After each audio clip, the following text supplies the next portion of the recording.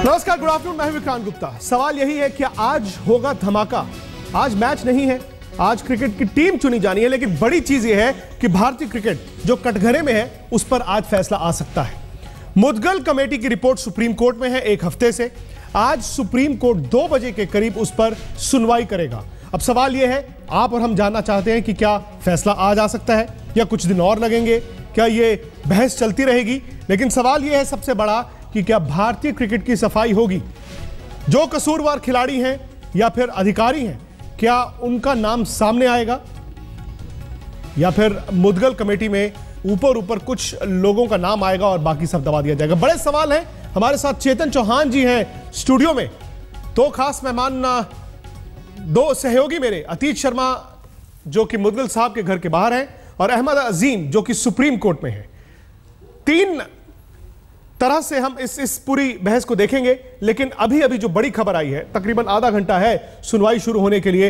बड़ी खबर यह है कि जो याचिकाकर्ता हैं आदित्य वर्मा, जो क्रिकेट एसोसिएशन ऑफ बिहार के सेक्रेटरी हैं और जिनके कारण ये सारा मसला हुआ और मामला खुला, उन्होंने मेरे सहयोगी अतीत शर्मा से एक इंटरव्यू दिया और यह कहा कि उनके जो काउंसिल है हरीश साल्वे और नलिनी चिदम्बरम, वो आज कोर्ट में जाएंगे और सुप्रीम कोर्ट को यह दरख्वास्त करेंगे कि जिन 13 खिलाड़ियों का नाम है, जिन 13 खिलाड़ियों को आप देख रहे हैं संदेह के घेरे में है, उनका नाम आज पूरे मुल्क के सामने रखा जाए। अब यह होगा कि नहीं, सवाल बड़ा है। लेकिन सबसे पहले वो इंटरव्यू देख लेते हैं। भारतीय क्रिकेट के लिए यकीनन एक बड़ा दिन है यहाँ, और सुप्रीम कोर्ट मुदगल पैनल द्वारा दी गई रिपोर्ट डिस्कस करेगा, ऑब्जर्व करेगा। और हमारे साथ याचिकाकर्ता पिटिशनर आदित्य वर्मा जी मौजूद हैं। आदित्य जी, आप खुद ही एक्सपर्ट बन गए हैं, अब इतने लगातार आप हेयरिंग्स अटेंड करते आ रहे हैं, क्या एक्सपेक्ट कर सकते हैं? सिंपल शब्दों में अगर आप दर्शकों को बताना चाहें, आज क्या आ सकता है? वर्डिक्ट आएगा, नहीं आएगा, ऑब्जर्वेशन होगी सिर्फ? देखिए, न्याय की जीत होगी।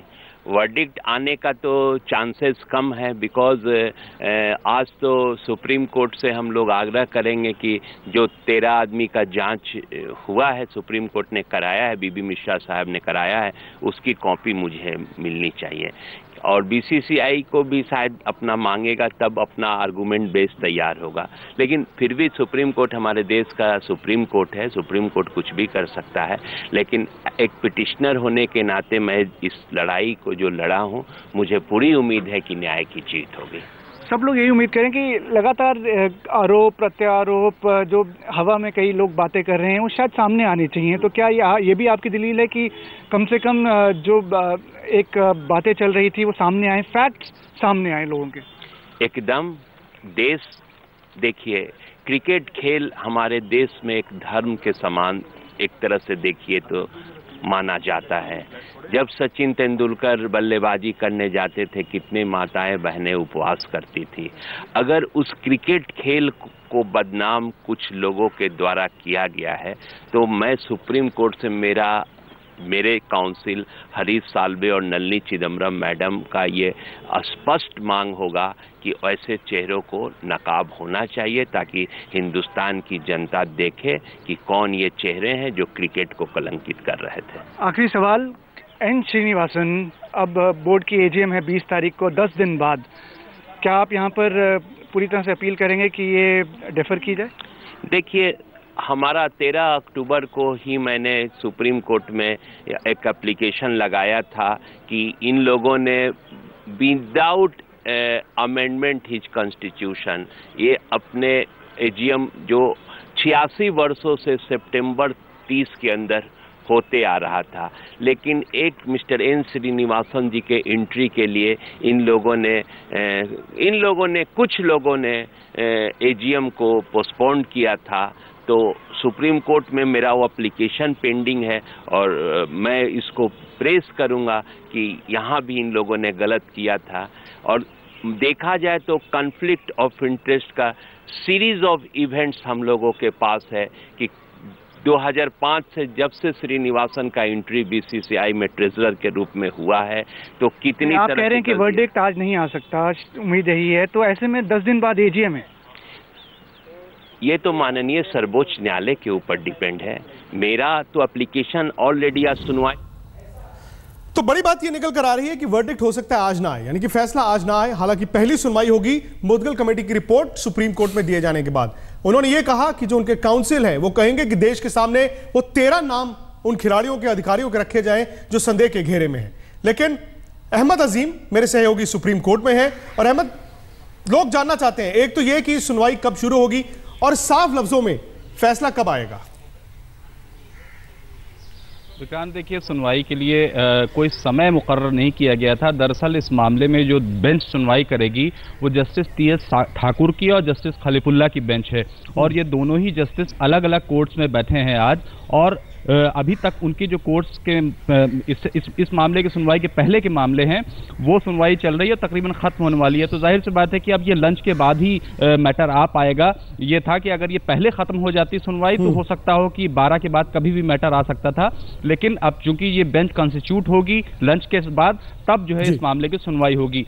और जैसा कि खुद पिटिशनर ने भी बताया, आज पहली सुनवाई होगी इस रिपोर्ट के ऊपर। इस रिपोर्ट की जो भी फाइंडिंग्स है, क्या कोर्ट उसको पब्लिक करने की इजाजत देगा, ये भी देखना होगा, क्योंकि एक कॉपी की मांग करेंगे पिटिशनर यहाँ पर। अगर उनको कॉपी दी जाती है तो इसका मतलब है कि वो चीज पब्लिक हो जाएगी कि उस रिपोर्ट में क्या कुछ कहा गया है, उस रिपोर्ट में किसको जो है दोषी माना गया है, ये जो है तभी पब्लिक हो जाएगा अगर उनको इजाजत मिल जाती है रिपोर्ट की तो। जी। और अहमद, इतनी सारी रिपोर्ट इकट्ठा करने के लिए तहकीकात की गई कमेटी थी, इसके बाद सुप्रीम कोर्ट कितनी सुनवाई करना चाहता है? क्या इसमें सुनवाई जरूरी है, या सुप्रीम कोर्ट कहता है नहीं, मेरा पैनल है, मेरे पैनल ने रिपोर्ट दी है, अब मैं जो फैसला है वो सुना दूंगा? बिल्कुल, देखिए, कोर्ट के जो बेंच है उसके सेटिस्फाई होने के ऊपर है। उसको लगता है कि ये रिपोर्ट में फाइंडिंग्स जो हैं और रिपोर्ट का जो कंक्लूजन होगा, अगर कोर्ट को लगता है कि ये सेटिस्फैक्ट्री है और इसमें अब फर्दर इन्वेस्टिगेशन की जरूरत नहीं है, तो कोर्ट जो है इसमें आज सुनवाई के बाद अपना फैसला सुरक्षित रख सकता है, और कोई भी 2-4 दिन के बाद कभी भी जो है इस मामले में अपना फैसला सुना सकता है। क्योंकि आमतौर पर यही होता है कि जब सुनवाई पूरी होती है उसके बाद फैसले को सुरक्षित रखा जाता है, उसके बाद ही फैसला सुनाया जाता है, क्योंकि को एक डिटेल्ड ऑर्डर भी इसमें लिखना पड़ेगा। एक क्रिकेट की साख का भी सवाल है, यानी कि बहुत ज्यादा इंतजार नहीं करना पड़ेगा, शायद 2 दिन 4 दिन, लेकिन फैसला आने वाला है। आगे बढ़े, अतीत से जानना है कि बीसीसीआई से कैसे जुड़े हैं तार इस मुदगल कमेटी के, चेतन जी भी बताएंगे, लेकिन इससे पहले पूरा मामला देख लेते हैं, क्योंकि यह मामला सिर्फ मैच फिक्सिंग का नहीं है, स्पॉट फिक्सिंग का नहीं है, ये बीसीसीआई के इलेक्शनों से भी जुड़ा हुआ है। बोतल तोड़कर निकलेगा आईपीएल स्पॉट फिक्सिंग और मैच फिक्सिंग का जिन। क्या ये जिन भारतीय क्रिकेट की जमीन को हमेशा के लिए रौंद देगा? क्या धोनी और उनकी IPL team Chennai super Kings पर गिरेगी गाज? घड़ी की सुइयां जैसे जैसे बढ़ रही हैं, वैसे वैसे तमाम तरह के सवाल जो हैं वो बढ़ते जा रहे हैं। सीधा सीधा सिर्फ मैच फिक्सिंग से जुड़ा नहीं है, स्पॉट फिक्सिंग से जुड़ा नहीं है, आईपीएल से जुड़ा नहीं है, ये बीसीसीआई के इलेक्शन से भी जुड़ा हुआ मामला हो गया है। मुदगल कमेटी ने रिपोर्ट दे दी है, सुप्रीम कोर्ट, जैसे मेरे सहयोगी अहमद ने अभी बताया, हो सकता है 2 बजे, 2:15 बजे के करीब पहली सुनवाई शुरू करें। अब हो सकता है पहली सुनवाई के बाद सुप्रीम कोर्ट को लगे हां हम फैसला दे देते हैं, हो सकता है 4 सुनवाई हो सकता है 10 सुनवाई हो सकता है मामले को आगे टाल दिया जाए, लेकिन सवाल यही है कि अब होगा क्या। अतीत शर्मा ने भी याचिकाकर्ता से बात की थी और उन्होंने कहा था कि उनके काउंसिल आज सुप्रीम कोर्ट को कहेंगे कि 13 खिलाड़ी और अधिकारी जो संदेह के घेरे में, उनका नाम बाहर रखा जाए। क्या अतीत ऐसा हो सकता है कि 13 खिलाड़ियों का, अधिकारियों का नाम पब्लिक हो सकता है?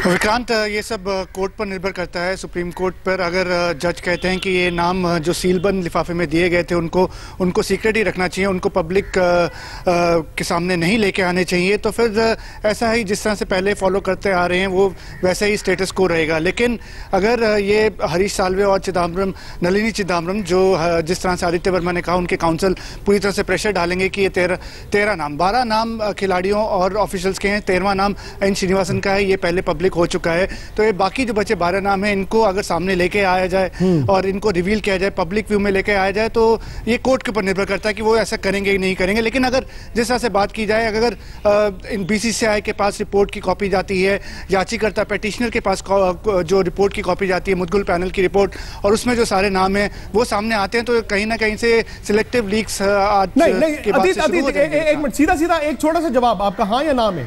पहले मुदगल कमेटी ने सील्ड एनवेलप में 13 नाम दिए थे, ये कई महीने पहले की बात है। आप ये कह रहे हैं कि अभी उन 13 नामों पर जो भी चर्चा है, जो भी इन्वेस्टिगेशन हुई है, वो रिपोर्ट में है या सील्ड एनवलप में है?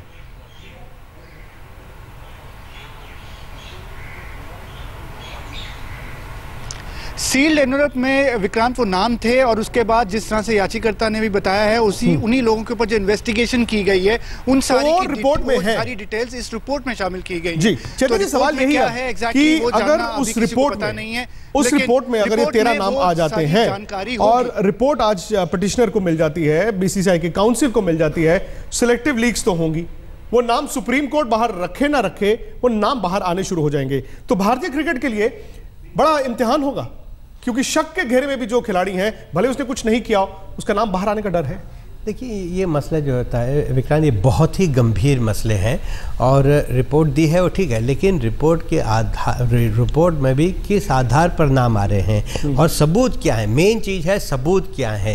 क्योंकि अधिकतर जो चर्चा आम चर्चा हो रही है कि उसने ये कहा, उसने ये कहा, या फ़ोन टैप करके जो भी मिल गया है, वॉइस टेस्ट हो रही हैं, वो हो रहे हैं, लेकिन सबूत एक्चुअली अगर इतने लोग जो नाम आ रहे हैं, जब तक ठोस सबूत नहीं होगा तो मुझे नहीं लगता है क्योंकि विवाद जो है बहुत ज़्यादा बढ़ सकता है इसके अंदर, तो मुझे नहीं लगता है कि ये नाम जो है डिक्लेयर किए जाएंगे। हाँ, यदि ठोस सबूत होगा और वो रिपोर्ट होगा और फैसला आएगा, उसके साथ हो सकता है कि नाम जो है, क्योंकि जो पिटिशनर है वो जरूर कोशिश करेंगे, वो उनके वकील भी कोशिश करेंगे कि नाम जो है डिक्लेयर किया जाए। लेकिन आप क्रिकेटर रहे हैं, आप अधिकारी हैं, डीडीसीए के साथ जुड़े हुए हैं और आप क्रिकेट एक्सपर्ट भी हैं, बेबाक राय भी रखते हैं, आपके हिसाब से ये जो सारा मसला है, ये सारा जो मामला बना, ये सिर्फ spot fixing, match fixing, cricket की सफाई के लिए बना, या फिर सीधा सीधा ये बीसीसीआई की अंदरूनी पॉलिटिक्स से भी जुड़ा है? क्योंकि खबर आ रही है कि शरद पवार जो हैं वो बीसीसीआई की एजीएम अटेंड करेंगे। शरद पवार अगर बीसीसीआई की एजीएम अटेंड करेंगे तो वो इलेक्शन भी लड़ सकते हैं। तकरीबन 8 या 10 वोट इस वक्त बीसीसीआई में ऐसे हैं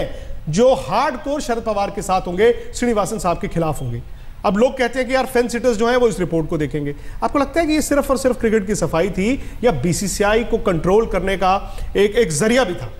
देखिए, जो इंस्टीट्यूशन हो, बोर्ड हो, कोई भी, हमेशा एक या दो ग्रुप हमेशा रहते हैं, तो जो विरोध का ग्रुप होता है वो ढूंढते रहता है कि कोई ना कोई मसला उसको मिल जाए, कोई ना कोई जो है उनको मुद्दा मिल जाए जिसके आधार पर जो है वो केस अपना स्ट्रॉन्ग करें। तो ये तो हमेशा हर जगह पर चल रहा है, चाहे क्रिकेट कंट्रोल बोर्ड हो या फिर और कोई भी खेल संस्था हो, वहाँ पर भी है।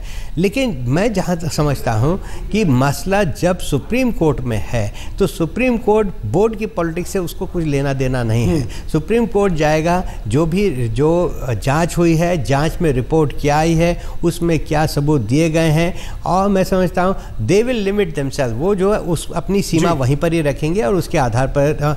लेकिन ये जरूर है जो रिमार्क्स निकल कर आ रहे हैं जजों के अभी तक, उनकी मंशा बिल्कुल ये है कि सफाई होनी चाहिए और जो दोषी लोग हैं उनके खिलाफ कार्रवाई होनी चाहिए। के खबरें आई हैं बाहर, अभी तक जो छन के खबरें बाहर आई हैं उसके मुताबिक गुरुनाथ का वॉइस सैंपल मैच करता है। अगर ये भी प्रूव हो जाता है कि वो टीम के ओनर थे, अधिकारी नहीं थे, ओनर थे, तो फिर चेन्नई सुपर किंग्स पर सवाल है, उसकी पार्टिसिपेशन पर सवाल है। ऐसा ही कुछ राजस्थान रॉयल्स के साथ हो सकता है। श्रीनिवासन के खिलाफ शायद उस तरह का सबूत नहीं है, यह कहा गया कि वो साफ है, लेकिन क्या कोर्ट को उन्होंने झूठ बोला था जब उन्होंने कहा था कि गुरुनाथ सिर्फ क्रिकेट एंथुसियास्ट है? तो तमाम तरह की बातें हैं। एक भारतीय खिलाड़ी का नाम भी है जहां पर यह कहा गया कि सटोरियों से, बुकीज से उनकी बातचीत रिकॉर्डेड है। बड़े इसमें गंभीर आरोप हैं, लेकिन अभी से कुछ देर बाद सुनवाई होने वाली है शुरू।